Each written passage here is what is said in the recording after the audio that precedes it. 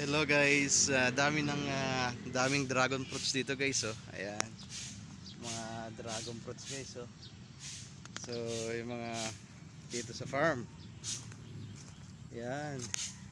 Ganito pala yung tanim ng dragon fruits guys. May alalay siyang semento para hindi siya matumba guys. Ayan. Ayan. So, tingnan natin guys yung diba? Yun sa dulo. So bagong linis pa lang to guys. Yan.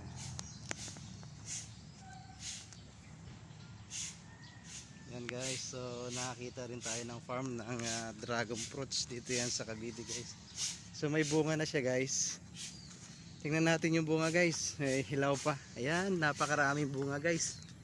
Ito pala yan guys. Yan. Tingnan yung bunga guys. Yun, dami.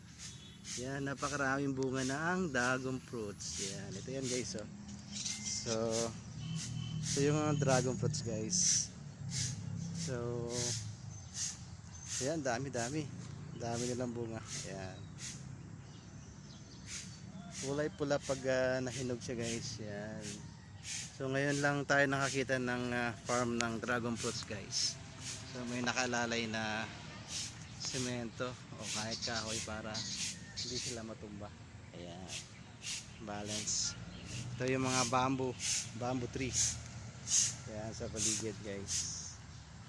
Ayan. So maraming salamat guys. Please follow my page sa John D. De Los Santos guys.